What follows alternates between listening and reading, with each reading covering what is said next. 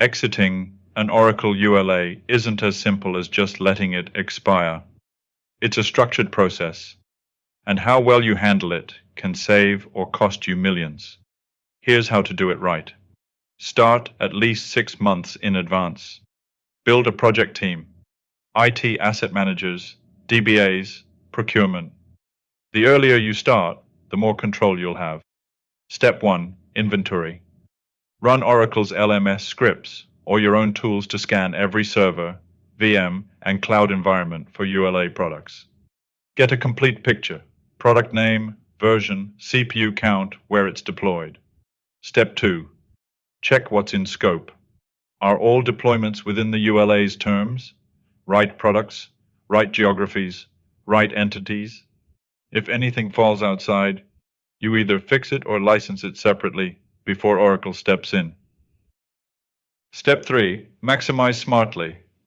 If you plan to certify and keep using the software, now is the time to deploy additional real usage.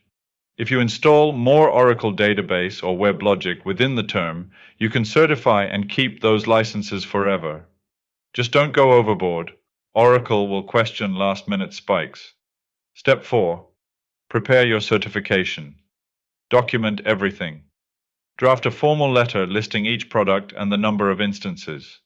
Be specific, even list 0 if unused. Oracle might request script data.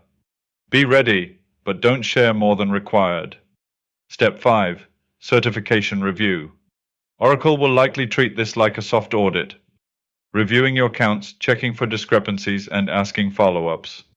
If all's well, they'll accept, and you'll walk away with perpetual licenses. Final tip: after certification, unlimited use ends. Your team needs to stop deploying Oracle as if it's free.